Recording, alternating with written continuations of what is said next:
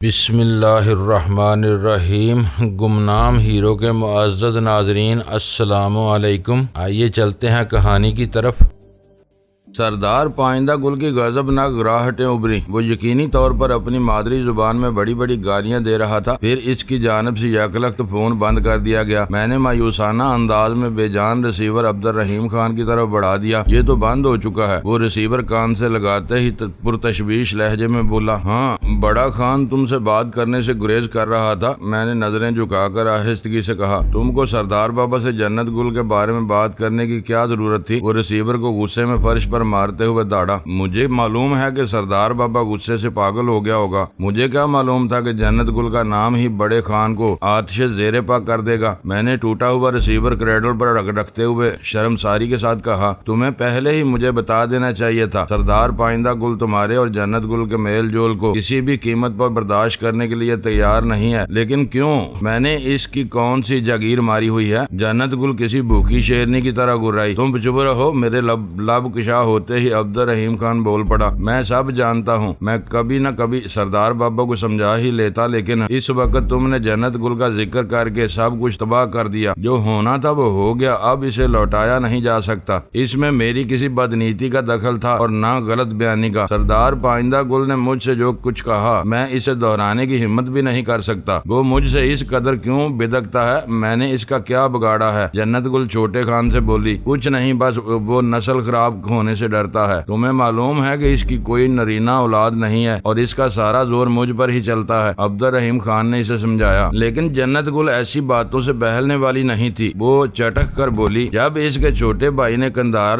بزاز کی لڑکی سے شادی کی تھی تو اسے اپنا حسب نسب بگڑنے کا خیال نہیں آیا تھا؟ عبدالرحیم خان نے اچانک ہی اپنی مادری زبان میں کچھ بولنا شروع کر دیا۔ اس سے پہلے وہ مسلسل اردو بول رہا تھا اور جنت گل انگریزی میں برس رہی تھی۔ وہ دونوں کچھ دیر تک اپنی مادری زبان میں تکرار کرتے رہے۔ پھر چھوٹے خان نے مجھے اپنے کمرے میں جانے کے لیے کہا اور میں وہاں سے اٹھ گیا۔ عبدالرحیم خان جنت گل کو وہیں چھوڑ کر میرے پیچھے آیا اور کمرے میں پہنچنے کے بعد رازدارانہ لہجے میں بولا، مجھے معلوم ہے کہ سردار بابا نے تم سے بہت کچھ کہا ہوگا، لیکن تم اب اپنی زبان بند رکھنا۔ جنت گل کو ان کڑوی کسیلی باتوں کا علم نہیں ہونا چاہیے، ورنہ وہ مرنے مارنے پر تل جائے گی۔ اگر سردار بابا درست کہتا ہے تو جنت گل کی رگوں میں بھی اسی کا گرم خون گردش کر رہا ہے۔ مجھے یہ جان کر حیرت ہوئی کہ عبدالرحیم خان اپنے ماموں کی سوچ سے اس حد تک واقف تھا۔ میں نے اسے اپنی زبان بند رکھنے کی یقین دہانی کرائی اور اس نے اپنی روٹھی ہوئی محبوبہ کو منانے کے لیے واپس جاتے ہوئے میرا کمرہ مکفل کر دیا۔ سردار پائندہ گل سے میری جو باتیں ہوئی تھیں انہوں نے میرے دل و دماغ کو ہلا کر رکھ دیا تھا اور میرے ذہن میں ویرا کی کہانی تازہ ہو گئی تھی۔ ویرا کا دکھ بھی یہی تھا کہ جمی لائٹ نے اس کا ناجائز باپ ہونے کے باوجود اسے نہیں اپنایا تھا۔ وہ مغرب کے مادر پدر آزاد معاشرے کی غلاظتوں سے جنم لینے والی کہانی تھی، لیکن جنت گل کی کہانی نے افغانستان کی قدامت پسند اور روایت پرست سرزمین پر جنم لیا تھا۔ اس مماثلت سے ایک ہی بات ثابت ہوتی تھی کہ دنیا کے ہر خطے میں خود پرست انسانوں کا رویہ ایک جیسا تھا۔ ان میں سے کوئی بھی اپنے گناہ کی ذمہ داری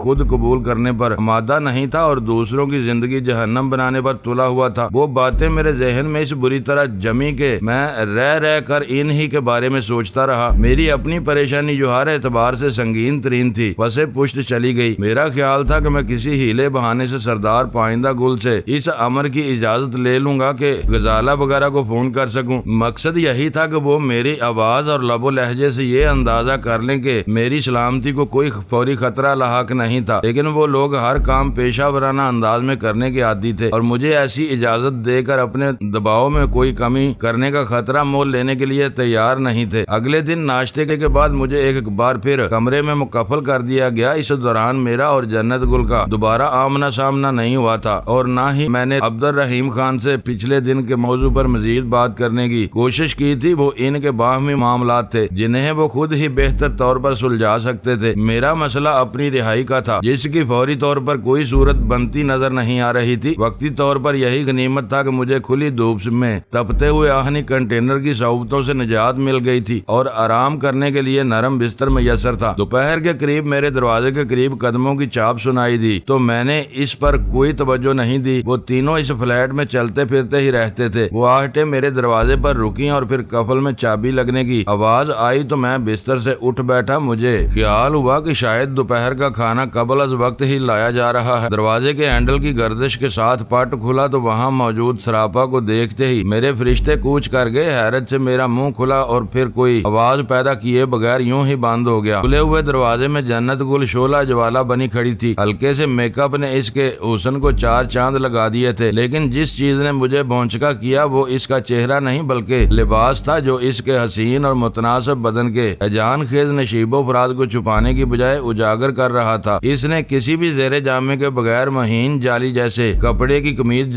زیبتن کی ہوئی تھی۔ وہ کپڑا اس قدر باریک اور شفاف تھا کہ اس میں سے جنت گل کا گلابی بدن شہابی باہر نکلا پڑ رہا تھا۔ نگاہوں پر ذرا سا زور دے کر اس کی شلوار کے گھیر کی ہر شکن الگ الگ گنی جا سکتی تھی۔ وہ بے حجابی کے ساتھ چند ثانیوں تک دروازے پر کھڑی رہی۔ اس کے پتلے پتلے ہونٹوں پر دل آویز مسکان مچل رہی تھی۔ پھر وہ دروازے سے گزر کر میرے کمرے میں آ گئی اور چیلنج کرنے والے دھیمے لہجے میں بولی، ہونک بنے کیوں بیٹھے ہو؟ بڑھ کر میرا استقبال نہیں کرو گے؟ میں نے غور سے اس کی آنکھوں کی طرف دیکھا مگر ان بڑی بڑی اور جھیل جیسی گہری آنکھوں میں قدرتی خمار کے علاوہ کسی نشے کے آثار نہیں تھے۔ میرے ذہن میں دوسرا خیال عبد الرحیم خان اور اس کے ساتھی کے بارے میں آیا کہ وہ دونوں کہاں تھے؟ کہیں وہ میرا کوئی امتحان تو نہیں تھا؟ شاید جنت گل نے میری چھیڑ چھاڑ کے بارے میں چھوٹے خان سے شکایت کر دی ہو اور اس نے انتقاماً مجھے ٹھکانے لگانے کا فیصلہ کر لیا ہو۔ سردار پائندہ گل کے قول کے مطابق میں ان لوگوں کا یرغمالی تھا اور میرے بارے میں کوئی فیصلہ ہونے تک چھوٹا خان مجھے کوئی گزند نہیں پہنچا سکتا تھا۔ شاید اس نے اس لیے جنت گل کو سراپا دعوت بنا کر تنہا میرے کمرے میں بھیجا تھا تاکہ میں نفسیاتی جذبات سے مغلوب ہو کر اس کی طرف پیش قدمی کروں اور عبد الرحیم خان کو میرے سینے میں گولیاں اتارنے کا بہانہ مل جائے۔ وہ حلف اٹھا کر بڑے خان سے کہہ سکتا تھا کہ میں نے جنت گل کی عزت پر ہاتھ ڈالنے کی کوشش کی اور اس نے غیرت سے مجبور ہو کر مجھے ہلاک کر دیا۔ وہ خیال ذہن میں آتے ہی مجھے جنت گل کے دعوت انگیز وجود سے خوف آنے لگا۔ اتنی دیر میں اس کا مہکتا ہوا وجود میری سانسوں کی رسائی میں آ چکا تھا۔ میں خوفزدہ ہو کر مسہری پر چڑھ کر اس کے وسط میں پہنچ گیا اور ہکلاتے ہوئے بولا، مجھ سے دور رہو، میرے قریب نہ آنا۔ یہ بتاؤ کہ چھوٹا خان اور اس کا طاقتور ساتھی کہاں ہے؟ وہ دونوں اپنا کل والا مردہ دفنانے گئے ہوئے ہیں۔ وہ میری حالت سے محظوظ ہوتے ہوئے بولی، اس وقت یہاں میرے اور تمہارے علاوہ کوئی نہیں ہے۔ کل میں بیزار ہو رہی تھی تو تم مجھے ندیدوں کی طرح گور رہے تھے، اب میں خود تمہارے پاس آئی ہوں تو خوف سے ہکلا رہے ہو۔ لیکن کیوں تم میرے پاس کیوں آئی ہو؟ میں اس کی بات پر اعتبار نہیں کر سکا۔ تم نے یہ کیسا لباس پہنا ہوا ہے؟ چھوٹے خان نے ہم دونوں کو اس حالت میں دیکھ لیا تو وہ ہم دونوں کو گولی مار دے گا۔ وہ مترنم آواز میں ہنسی اور پھر بولی، تم یقین کرو کہ وہ شام سے پہلے نہیں آئے گا۔ اپنے آدمی کی تدفین کے بعد وہ تمہارے آدمیوں سے ملنے جائے گا، وہاں کوئی اہم بات طے ہونے والی ہے۔ یہ وقت باتوں میں ضائع نہ کرو۔ پکا ہوا پھل خود جولی میں آ گرے تو اسے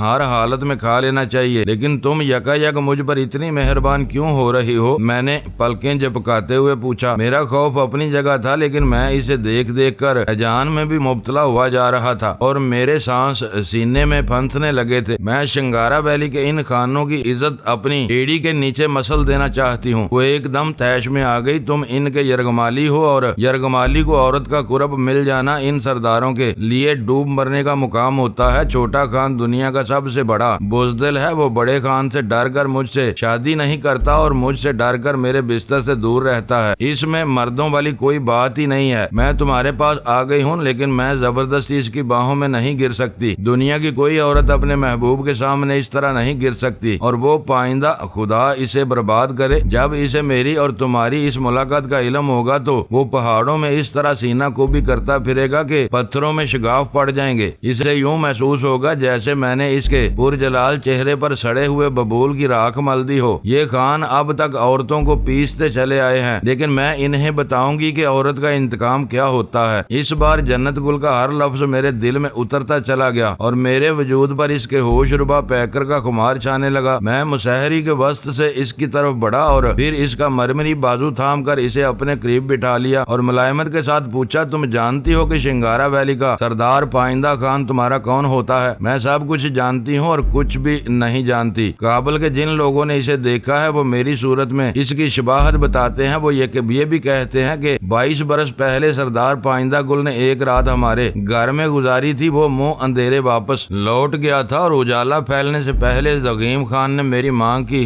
زبان کاٹ کر اسے زندگی بھر کے لیے گونگی بنا دیا تھا۔ بتاؤ تم مجھ سے اور کیا پوچھنا چاہتے ہو؟ اس وقت اس کی مترنم اور نکرئی آواز میں بلا کا زہر اتر آیا تھا اور آنکھوں میں نفرت کے کوندے لپکنے لگے تھے۔ میرا خیال ہے کہ تم ضرورت سے زیادہ جانتی ہو، میں نے تھکی ہوئی آواز میں کہا اور اس کے قریب کھسک گیا۔ اگر پائندہ خود کو فخری یا خونی بھیڑیا کہتا پھرتا ہے تو شاید میں بھی اسی خونی بھیڑیے کی اولاد ہوں۔ میں ان خوبصورت لبادوں کو اپنے دانتوں سے نوچ ڈالوں گی جو اس نے اپنے مکروہ وجود پر سجائے ہوئے ہیں۔ یہ کیسا اندھیر اور ظلم ہے کہ وہ چوری چھپے میرا باپ ہونے کے دعوے کرتا پھرتا ہے، لیکن سرے عام مجھے ایک طوائف کی عزت دینے پر بھی آمادہ نہیں ہے۔ طوائف کا ایک ٹھکانہ ہوتا ہے، وہ اپنے کوٹھے پر بن سنور کر بیٹھتی ہے اور اس کے خریدار رقم کی تھیلیاں لے کر سارے جھکائے اس کے سامنے آتے ہیں۔ وہ اس قدر آمر ہو گیا ہے کہ عبد الرحیم خان کو میری بولی لگانے سے بھی روک رہا ہے۔ میں اسے فنا کر دوں گی۔ اس وقت جنت گل مظلوم تھی اور میں دنیا کے ہر عالی حوصلہ مرد کی طرح اس کا پشت پناہ بنا ہوا تھا۔ میں نے نرمی سے اسے پچکار کر کہا، تم شنگارا ویلی والوں کی روایت کو مجھ سے زیادہ جانتی ہو۔ اگر تم میرے تعاون سے سردار پائندہ گل کو ذلیل و رسوا کر سکتی ہو تو میں تمہارا ساتھ دینے کے لیے تیار ہوں۔ اس نے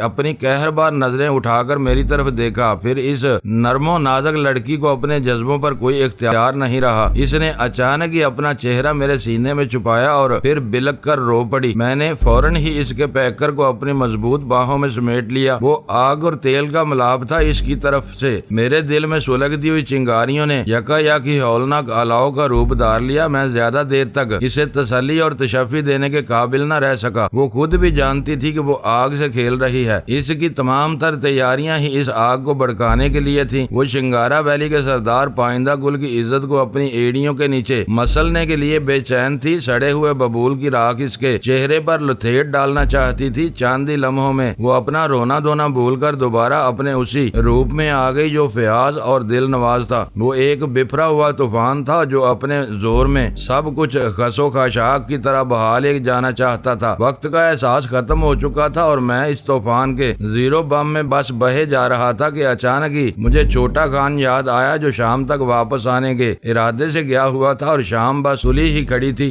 جنت گل بھی وہ خیال آتے ہی چونک پڑی اور مجھے تیزی سے تیار ہونے کی ہدایت کرتی ہوئی اس کمرے سے باہر چلی گئی۔ میرے پاس اپنے تن کے 2 کپڑوں کے سوا رکھا ہی کیا تھا جو میں تبدیل کرتا۔ ایک لمحے کے لیے مجھے خیال آیا کہ میں چھوٹے خان کے کپڑے استعمال کر لوں، لیکن اس کا بدن میری جسامت سے بہت مختلف تھا۔ میں نے اپنے جلتے ہوئے بدن پر ٹھنڈے پانی کی تیز دھاریں بہا کر اپنے سنسناتے ہوئے اعصاب کو اعتدال پر لانے کی کوشش کی اور پھر چند ہی منٹ میں تازہ دم ہو کر ایک کرسی پر بیٹھ گیا۔ تھوڑی دیر بعد جنت گل آئی تو اس کے بدن پر معقول لباس تھا اور وہ ہر اعتبار سے باوقار نظر آ رہی تھی۔ میں نے اپنی ریسٹ واچ پر نگاہ ڈالی تو شام کے 5:30 بج رہے تھے۔ وہ میرے روبرو آ کر کھڑی ہوئی تو میں نے اسے بیٹھنے کے لیے کہا، لیکن وہ معنی خیز انداز میں مسکرانے لگی۔ میں نے چھوٹے اور بڑے خان سے بغاوت یہاں بیٹھے رہنے کے لیے نہیں کی ہے۔ اب میں یہاں رہی تو میرے بدن کے ٹکڑے اڑا دیے جائیں گے۔ اٹھو، ہمیں عبد الرحیم خان یا اس کے آدمی کی واپسی سے پہلے یہاں سے نکل جانا چاہیے، ورنہ ہمیں ایسا سنہرا موقع دوبارہ نہیں ملے گا۔ اس کی وہ بات سنتے ہی میرا ذہن معاف ہو کر رہ گیا۔ وہ لاکھ پری پیکر اور دل ربا سہی، لیکن میں نے اسے اپنے جانی دشمنوں کی عزت سمجھ کر وقت گزاری کے لیے اس کی ذات میں دلچسپی لی تھی، لیکن وہ مجھے اپنی گرم جوش خلوت کی رشوت دے کر میرے گلے کا ہار بننے پر مائل نظر آ رہی تھی۔ اس کے ساتھ وہاں سے فرار میرے لیے کسی بھی طرح مناسب نہیں تھا۔ اسے میرے ساتھ دیکھ کر غزالہ بڑک کر کوئی بھی انتہائی قدم اٹھا سکتی تھی اور پھر سردار پائندہ گل سے ایسی خوفناک دشمنی کی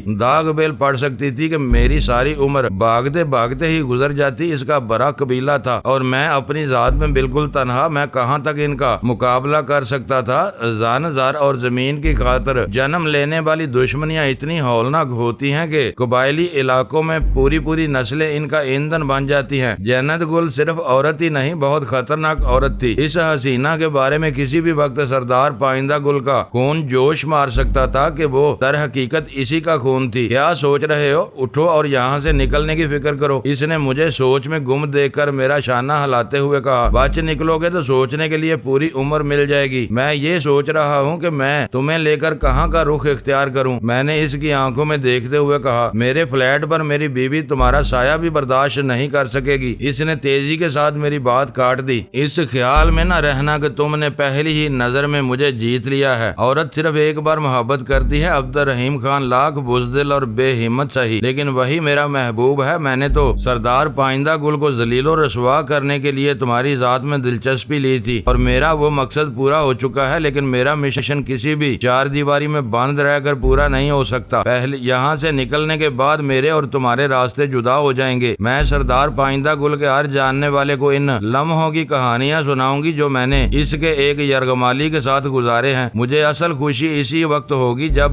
لوگ میرے حوالے سے اس سے بے رحمی کے ساتھ سوالات کریں گے اور اسے منہ چھپانے کی جگہ تک نہیں ملے گی۔ اس کا منصوبہ بہت خوفناک اور وحشیانہ تھا۔ وہ ایک عورت تھی، لیکن کوئی بھی کمزور سی عورت جب انتقام لینے پر تل جاتی ہے تو شہ زور مردوں کے پیروں تلے سے زمین سرکنے لگتی ہے۔ اس کے عزائم واضح ہونے کے بعد میرے سر پر سے بہت بڑا بوجھ ہٹ گیا، لیکن میں نے جنت گل کی دلجوئی کے خیال سے فوری طور پر اپنی جگہ چھوڑنے کی بجائے فکر مندانہ لہجے میں پوچھا، وہ تو ٹھیک ہے لیکن پھر بھی میرا سوال اپنی جگہ ہے۔ یہاں سے جانے کے بعد تمہیں فوراً ایک محفوظ ٹھکانے کی ضرورت ہوگی۔ تم کہاں جاؤ گی؟ تم یوں ہی در بدر بھٹکتی رہیں تو وہ لوگ بہت جلد تم تک پہنچ جائیں گے۔ عبد الرحیم خان کے ایک اشارے پر افغان خیمہ بستی کے سارے باسی تمہاری تلاش میں نکل کھڑے ہوں گے۔ میں ان لوگوں سے ذرا بھی خوفزدہ نہیں ہوں۔ خیمہ بستی کے بس وہ گنے چنے لوگ مجھے پہچانتے ہیں جو چھوٹے خان کے لیے الٹے سیدھے کام کرتے رہتے ہیں۔ ان سے بچنے کے لیے میں ایک دو روز کے لیے شہر کے کسی چھوٹے سے ہوٹل میں پناہ لے سکتی ہوں۔ تم میری بالکل فکر نہ کرو۔ میں نے عبد الرحیم خان کی الماری میں سے 20-22 ہزار روپے نکال لیے ہیں جو مجھے سرحد پر پہنچانے کے لیے کافی ہوں گے۔ تم اچھی طرح جانتے ہو کہ کسی بھی اکیلی اور خوبصورت عورت کے سینکڑوں ہمدرد پیدا ہو جاتے ہیں۔ میرا ایک بار یہاں سے نکلنا شرط ہے۔ اگر تم اب بھی سوچ بچار کرتے رہے تو میں اکیلی ہی نکل کھڑی ہوں گی۔ بات مناسب موڑ تک آ گئی تھی، اس لیے میں نے ایک جھٹکے کے ساتھ اپنی جگہ چھوڑ دی۔ جنت گل نے شاید اس فلیٹ میں کافی عرصہ گزارا تھا، اس لیے وہاں سے نکلتے ہوئے اس نے ہر طرف الوداعی نظریں دوڑائیں اور پھر ہم دونوں فلیٹ سے باہر آ گئے۔ میں نے اس وقت پہلی بار دیکھا کہ وہ عمارت زیر تکمیل اور خاصی غیر آباد تھی۔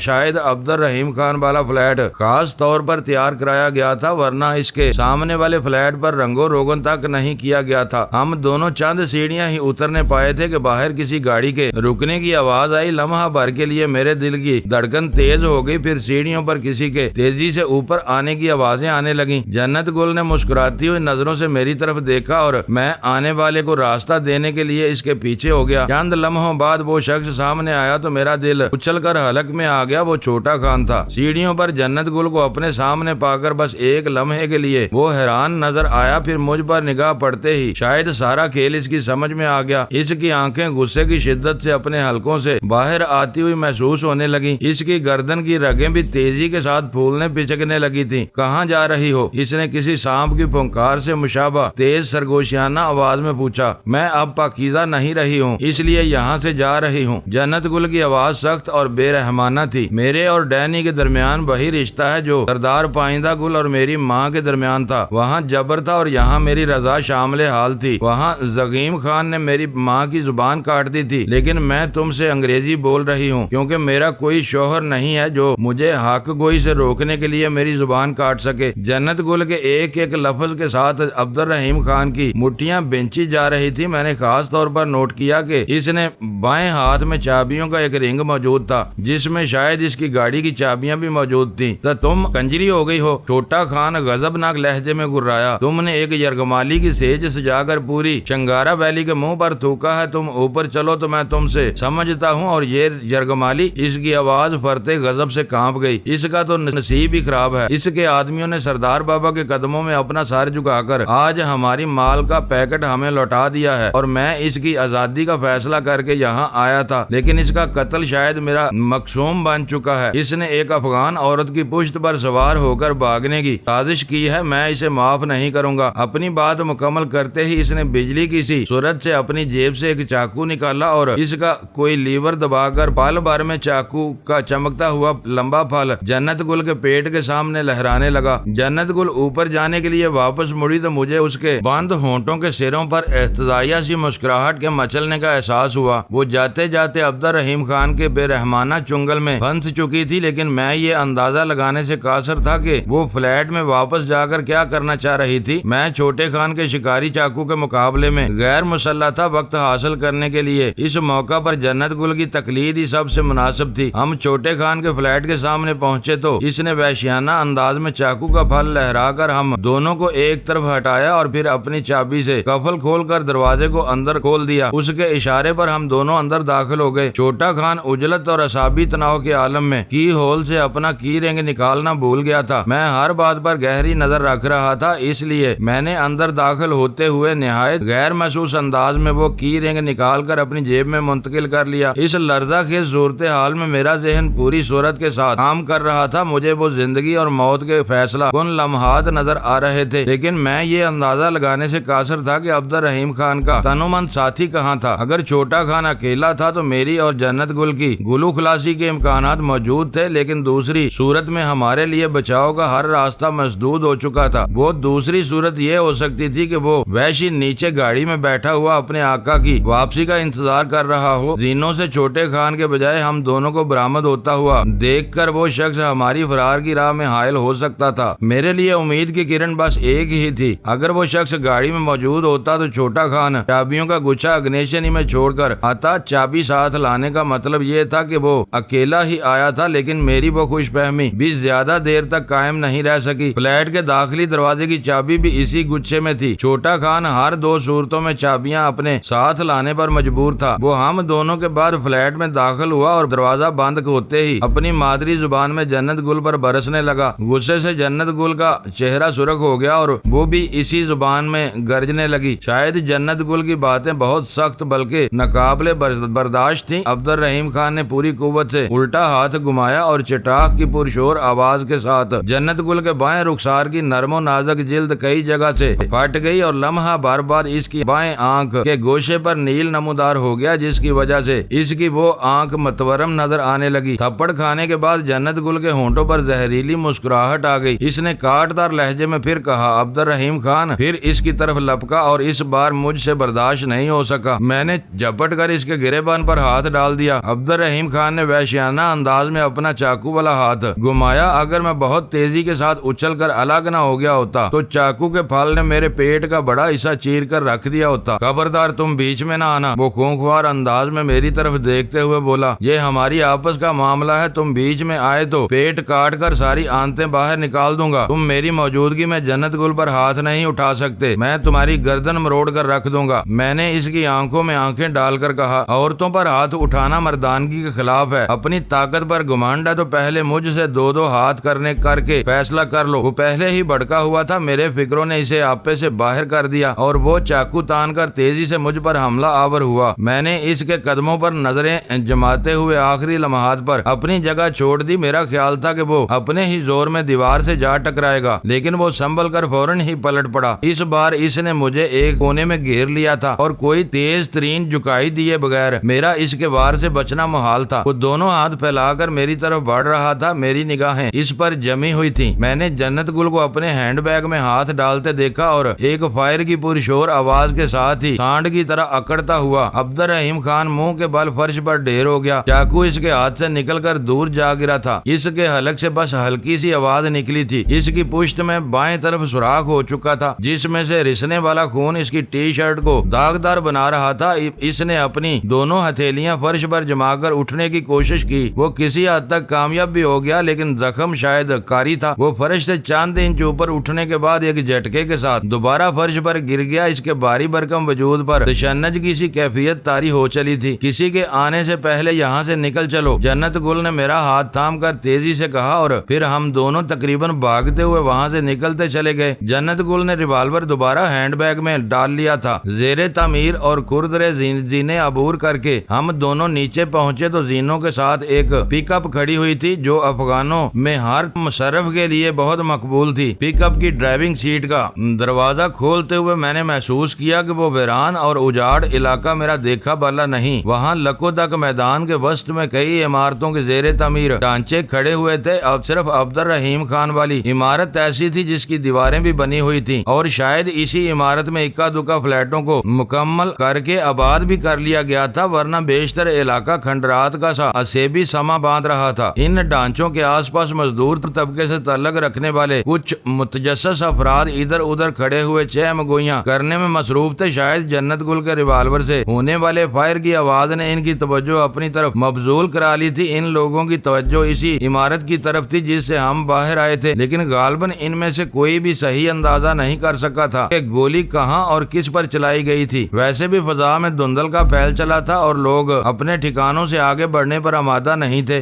جنت گل کا نشانہ اس قدر بے خطا تھا کہ چھوٹے خان کو چیخنے کا موقع بھی نہیں مل سکا تھا اور حلق سے ایک گٹی گٹی سی آواز نکال کر رہ گیا تھا، ورنہ فائر کی مہیب گونج کے مقابلے میں انسانی چیخ کی سمت کا تعین زیادہ آسانی سے کیا جا سکتا تھا۔ میں نے ڈرائیونگ سیٹ سنبھالتے ہی پک اپ انجن سٹارٹ کر دیا اور جب جنت گل بھی سوار ہو گئی تو میں نے گاڑی آگے بڑھاتے ہوئے اس سے پوچھا، یہ کون سا علاقہ ہے؟ ہم کس طرف سے باہر نکل سکیں گے؟ یہ سپر ہائی وے سے ملحقہ علاقہ ہے جہاں فلیٹس بن رہے ہیں۔ سیدھے جا کر برساتی نالے کے ساتھ داہنی طرف مڑو گے تو سپر ہائی وے کا راستہ شروع ہو جائے گا، اس نے اطمینان سے بتایا۔ اس پر تھوڑی دیر قبل چلائی ہوئی گولی کی ذرا بھی دہشت نہیں تھی۔ یہ معلوم ہو رہا تھا جیسے اس قسم کی مار داڑ اس کے معمول میں ہو۔ ہماری چلائی ہوئی گولی شاید اس کے دل میں پیوست ہوئی ہے، میرا خیال ہے وہ زندہ نہیں بچ سکے گا۔ اس کا مر جانا ہی اس کے حق میں بہتر رہے گا۔ اس نے میرا دل توڑا اور میں نے اس کے دل میں سوراخ کر دیا، حساب برابر ہو گیا۔ ہاں، اس کے ماموں کو رسوائی کا عذاب جھیلنے کے لیے زندہ رہنا ہوگا اور تم ایک جیتے جاگتے انسان کو مار ڈالنے پر کوئی قلق نہیں ہے؟ میں نے حیرت سے پوچھا۔ نہیں، وہ کسی ہچکچاہٹ کے بغیر بولی۔ میں اسے نہ مارتی تو وہ چاقو سے تمہارا پورا بدن ادھیڑ ڈالتا۔ چاقو زنی میں اسے کمال کی مہارت حاصل تھی، پھر میں نے تو اسے ایک ہی بار میں زندگی کے عذاب سے نجات دلائی ہے۔ یہ سردار اور خانزادے تو اتنے سنگ دل ہیں کہ اپنے محکوموں کو زندہ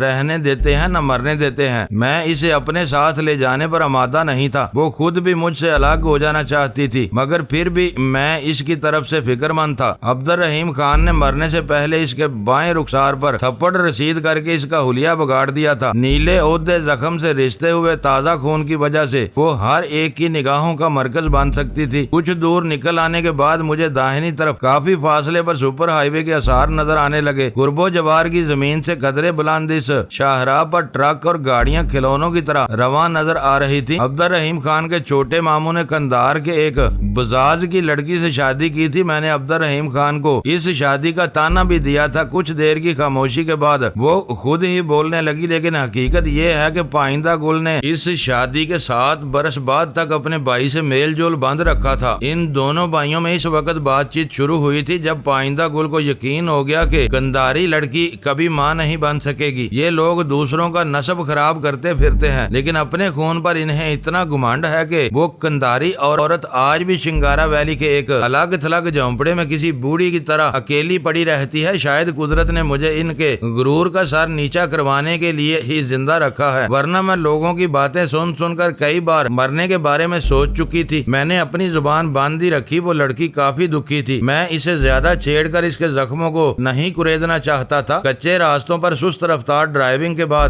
ہم سڑک پر آئے تو مجھے اندازہ ہوا کہ عبد الرحیم کا وہ فلیٹ افغانی خیمہ بستی سے زیادہ دور نہیں تھا۔ جنت گل نے مجھ سے درخواست کی کہ میں اسے سہراب گوٹ پر اتار دوں۔ میرا خیال تھا کہ ان اطراف میں وہ پک اپ عبد الرحیم خان کے حوالے سے پہچانی جاتی ہوگی، اس لیے میں اسے آباد علاقے میں نہیں لے جانا چاہتا تھا۔ میرے تردد کا اندازہ کرتے ہی جنت گل نے پک اپ اسی سنسان مقام پر رکوا لی۔ تم یہیں اتر جاؤ، اس نے میرا بازو دباتے ہوئے کہا۔ میں اسی پک اپ میں حیدرآباد جا رہی ہوں۔ عبد الرحیم خان کی موت کے بعد میں کراچی کے مقابلے میں حیدرآباد میں زیادہ محفوظ رہوں گی۔ ٹینکی میں ڈیزل بھرا ہوا ہے، میں 1.5-2 گھنٹے میں وہاں پہنچ جاؤں گی۔ تم مرد ہو، یہاں سے تھوڑی دور پیدل جاؤ گے تو کوئی سواری مل جائے گی۔ میرا دل بھاری ہونے لگا۔ میں نے اس کے نرم و گداز ہاتھ اپنے ہاتھوں میں تھام لیے۔ میں تمہیں کبھی نہیں بھول سکوں گا۔ میری اور تمہاری دوستی بہت مختصر لیکن یادگار رہی ہے۔ کاش تمہاری زندگی اس قدر کٹھن اور بے کیف نہ ہوتی۔ اب تو مجھے ان ہی مشکلات سے لڑنے میں مزہ آتا ہے۔ اپنا خیال رکھنا، میں بھی تمہیں یاد رکھوں گی، صرف ایک دوست کی طرح۔ معزز ناظرین، لائک کریں، شیئر کریں اور کمنٹس باکس میں پاک آرمی زندہ باد، پاکستان پائندہ باد کا نعرہ ضرور درج کر کے اپنے ملک پر فخر کریں اور پاکستان کی بنیادیں مضبوط کرنے میں اپنا کردار ادا کریں۔ ویڈیو دیکھنے کا شکریہ۔ معزز ناظرین، اپنا خیال رکھیے گا اور ہمارے چینل کا بھی۔ ISI پاک آرمی زندہ باد، پاکستان پائندہ باد۔